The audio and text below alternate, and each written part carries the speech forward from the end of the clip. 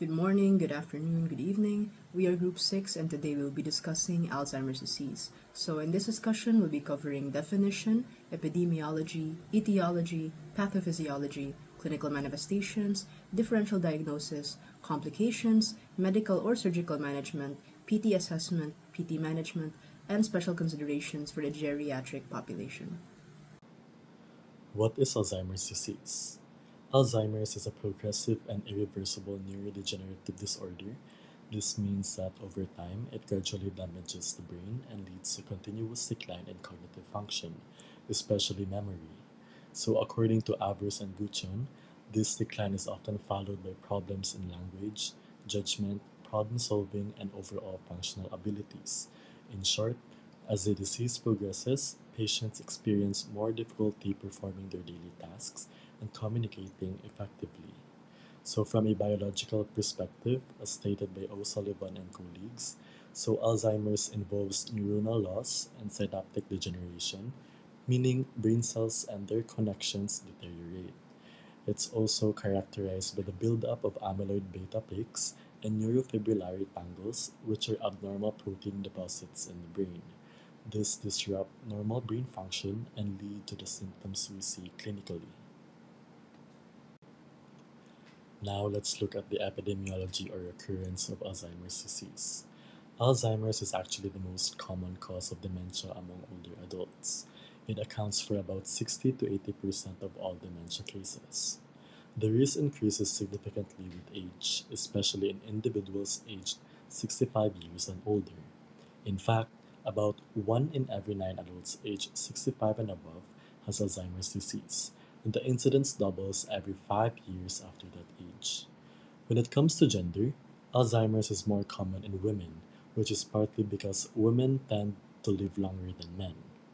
In terms of life expectancy after diagnosis, most people live around 8 to 10 years, but this can vary. Some may live as short as 3 years or as long as 20 years, depending on their age at onset and overall health condition. Lastly, there's what we call early onset Alzheimer's disease, which occurs before the age of 65. This form is quite rare, accounting for less than 5% of all cases and is often linked to genetic mutations. Alzheimer's disease has a multifactorial etiology, meaning no single cause leads to the condition. One of the strongest contributors is age-related neurodegeneration, which naturally reduces the brain's ability to repair itself. Genetics also play a major role. Individuals with a family history have a higher risk, especially those carrying genes linked to abnormal protein accumulation. These proteins, particularly beta amyloid and tau, begin to build up excessively and disrupt normal brain function. Environmental and lifestyle factors such as low physical activity, poor cardiovascular health, and chronic stress may also increase vulnerability. Overall, age remains the greatest risk factor, and additional contributors like decreased neural plasticity, declining synaptic efficiency, and chronic low-grade inflammation all add to the development of Alzheimer's. Alzheimer's disease progresses through several key pathological changes. First, under neuropathological changes, we see the accumulation of beta amyloid plaques between neurons, which interferes with synaptic communications and triggers inflammation. Inside the neurons, the neurofibrillary tangles made of hyperphosphorylated tau proteins disrupt nutrients transport, eventually leading to cell death. Second, we have neurotransmitter deficiency. The cholinergic neurons in the basal forebrain gradually degenerate, causing a decline in acetylcholine, a neurotransmitter essential for memory, learning, and attention. This biochemical drop contributes significantly to cognitive decline. Finally, the disease produces structural brain changes. Progressive neuronal loss results in cortical and hippocampal atrophy. This is seen as widened sulci, enlarged ventricles, and shrinkage of gray matter. These structural changes correlate with memory impairment, disorientation, and difficult with higher level thinking. Clinical manifestations. So, in the early stage, symptoms are subtle.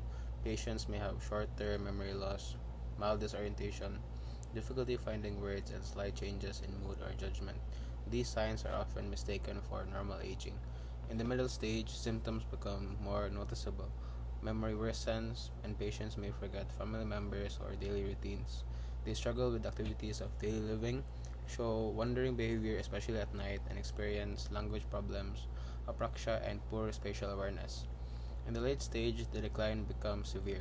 Patients may no longer recognize loved ones, become fully dependent for all ADLs, and lose the ability to speak or understand language. Incontinence and motor issues like rigidity and poor balance are common, eventually leading to a bedridden state and secondary complications. Differential diagnosis: condition vascular dementia. To rule in: gradual cognitive decline after multiple strokes, stepwise progression, and presence of focal neurological signs such as hemiparesis and dysarthria. To rule out: Alzheimer's has insidious onset and steady progression with no stepwise decline, and then there is absence of focal neurological signs early in disease. Second one is Lewy body dementia. Cognitive impairment with fluctuations, and then there's visual hallucinations and Parkinsonism, rigidity, and bradykinesia. Rule out: Alzheimer's rarely presents with early hallucinations or marked fluctuations in attention, and motor symptoms occur late in Alzheimer's. Lastly, frontotemporal dementia or Pick's disease. Early personality and behavioral changes such as disinhibition and impulsivity. And then language impairment before memory loss. Rule out: Alzheimer's shows early memory impairment, and personality and language changes occur later. As for complications of Alzheimer's disease, physically, patients are at risk of falls due to poor balance, muscle weakness, contractures, and pressure ulcers from immobility. Swallowing problems can lead to malnutrition, dehydration, and even aspiration pneumonia. Incontinence also increases the risk of skin breakdown and infections. Psychological complications include depression, anxiety, agitation, and heavy emotional burden on caregivers, often leading to social isolation. Cognitively and behaviorally, patients may experience wandering, aggression, delusions, and a progressive loss of independence in daily activities. Communication also declines, which can lead to frustration for both the patient and the caregiver. For medical management, we first have cholinesterase inhibitors, which is the primary treatment. These drugs, such as donepezil, rivastigmine, and galantamine, are the mainstay of treatment for mild to moderate Alzheimer's disease. They work by inhibiting the breakdown of acetylcholine, a neurotransmitter important for memory and cognition that is often deficient in Alzheimer's disease. Increasing acetylcholine levels helps improve nerve communication. So for the NMDA receptor antagonist, we have memantine. Memantine is typically used for moderate to severe Alzheimer's disease and may be used in combination with the acetylcholine inhibitors. It works by regulating glutamate activity, an excitatory neurotransmitter, by blocking the NMDA receptor. This action is thought to protect brain cells from damage caused by excessive glutamate and may improve symptoms of cognition and function. Combination therapy. For patients with moderate to severe Alzheimer's disease, a combination of a cholinesterase inhibitor like donepezil and memantine is a common and effective pharmacological approach to manage cognitive symptoms. Managing behavioral symptoms, pharmacologic agents may be used to manage common behavioral and psychological symptoms of dementia, also known as BPSDs, such as depression, anxiety, agitation, aggression, and sleep disturbances, which often accompany Alzheimer's disease. Non-pharmacological approaches are always the first-line approach, but medications like antidepressants, anti-anxiety agents, or as a last resort, antipsychotics may be necessary if behaviors pose a danger or cause severe distress. Discontinuation of medication. Stopping AD medications is considered when a patient is in the very late stages of the disease, when the cognitive benefits are negligible, or if the side effects outweigh the benefits. This decision involves palliative care considerations. For surgical management, we have no direct surgical cure or treatment. There is currently no surgical procedure that cures, reverses, or directly treats the cognitive decline associated with Alzheimer's disease pathology, which is amyloid plaques and neurofibrillary tangles. Treating related or secondary conditions, surgery may be necessary to address conditions that mimic or complicate the dementia, such as subdural hematoma or normal pressure hydrocephalus, which can present with cognitive impairment. Treating these conditions surgically, such as shunting for NPH, can lead to an improvement in cognitive and functional status, but this is not a treatment for Alzheimer's disease itself. For prophylactic or palliative surgery, in late stage Alzheimer's disease, surgery might be required for conditions common in the frail elderly population, like fixing a fractured hip, following a fall. These are interventions to improve comfort, mobility, and quality of life, not to treat the underlying dementia. In assessing individuals with Alzheimer's disease, we use several standardized tools. The mini mental state examination helps evaluate cognition, focusing on orientation, attention, recall, and language. This is important because cognitive decline affects safety, daily functioning, and the patient's capacity to engage in therapy. Next is the functional mobility assessment or timed up and go test. This tool measures how safely and efficiently a patient can perform basic mobility tasks such as standing, walking, and turning. Since mobility decline is strongly connected to fall risk in older adults, the TUG provides essential information for planning interventions.